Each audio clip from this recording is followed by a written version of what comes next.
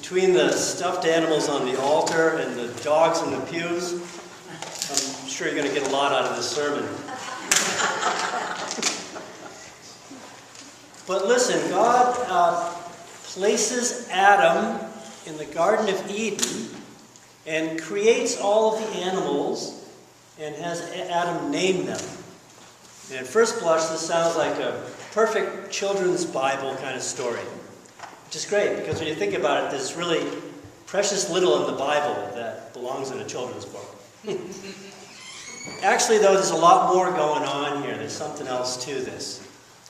When Adam is naming the animals, some people think that in the ancient world that meant that you had power over something to name it. I don't think that's exactly, that's a little oversimplified. But in naming the animals, Adam is identifying the essence of each creature. Like he can see what the essence of the creature is. That's what the name is. So it's really a story about an intimacy between Adam and the created world. Really beautiful scene. At the same time, though, it's a story about separation from the created world. Because when you name something, you make it separate. You say it's this and not that. This is the human animal, that's the bird, that's the lizard. They're different from each other. And then it's easy from there to have a kind of hierarchy and say, this is the most important animal. Birds are pretty important. Lizards. And being so separate from me, if a lizard dies, I'm okay. I can even kill a lizard. It's separate from me. See? So where there should be a situation of intimacy and shared power, it becomes one of power over. You made us the rulers of creation, and we betrayed your trust. So then God has Adam fall into a deep sleep, and he creates the first woman. This is also a story of separation. We got the story about the rib. The word that's translated rib really means side.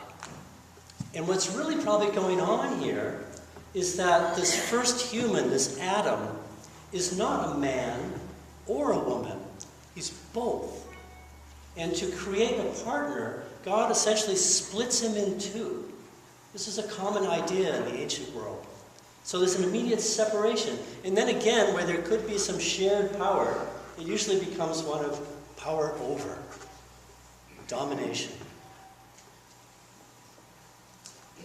So then when Jesus takes a child in his arms to bless it and says, unless you become like this, you can't enter the kingdom.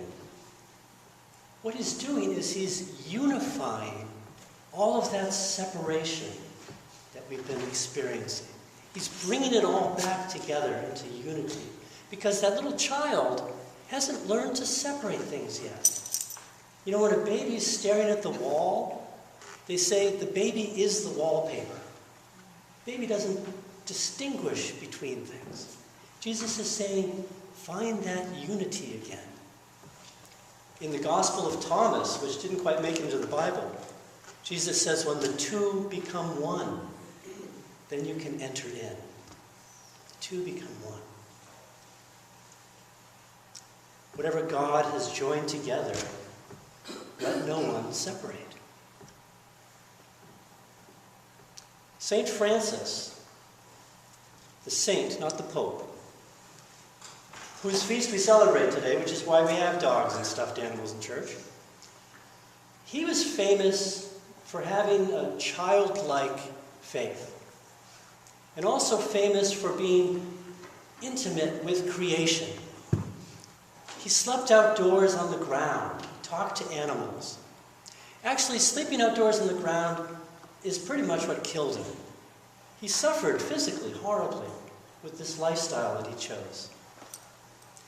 You and I could do that too. We could go and sleep on the ground and talk to the animals. I'm willing to bet, though, that no one's going to do that. I remember I had the privilege of working with this really marvelous priest in Massachusetts, Father Dennis. And I was his assistant for a few years. So he said, every year you have to take a spiritual retreat. Take a week, find a place to go, do a spiritual retreat. Oh, great. So I got this idea. I found this monastery with a program where there'd be total silence all day long, day after day, just praying and meditating. And he said, well, you go do whatever you want, but I'll tell you, whatever I do on retreat, come 5 o'clock, it's still cocktail hour. There's something to be said for the comforts of civilization, definitely. But you know, the question is, what is then our relationship with the natural world? How is it that we get so separated from it that most of our encounter with the natural world is finding a dead mouse in a mousetrap? You know? What's going on there? And this is a very important question, because as a human species, we soil our nest. We're really good at that. It's stupid, you know, but we do it. So it's a really critical question to ask, what is our relationship with the earth, with the natural order? It's a spiritual question. Between Francis and cocktail hour, what's the balance? How do we live with the natural world and with ourselves? How do we live with the natural world and the world that we create? And the truth is, there's really no separation between the two. We like to think there is. We imagine that humans could go to Mars and live in a glass bubble or something.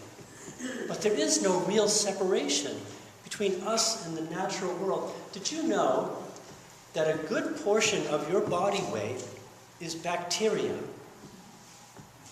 Pounds of bacteria.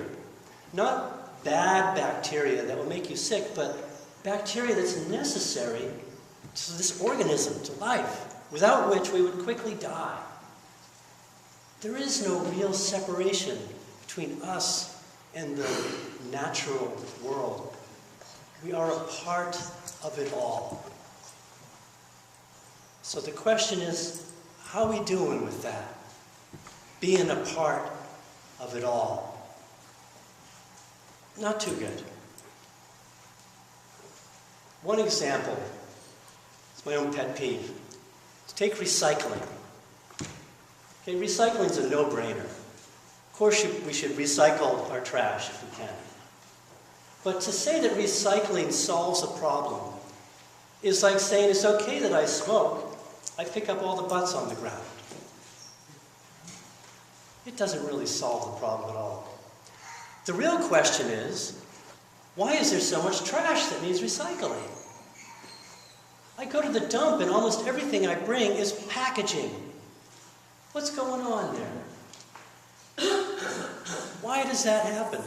And then think about this next time you buy something. Who does this really benefit? This stuff in its packaging. Who does it really benefit that I buy these things that I'm told I really can't live without? Think about that sometime. And how much are we able to change our understanding of who we are in the world, to really change how we see ourselves, how we think, before the nest is too soiled to live in? Jesus takes a child in his arms, beautiful image. And what he's saying is, it's not man versus nature. It's not us and them. It's not heaven versus hell. The kingdom of God has no opposite. Find the unity. Enter in. I think it's past time for us to step up our spiritual game, spiritual work, and to really work on not solving little problems in our corner of creation, but in waking up awakening to how we are a part of it all. Thanks be to God.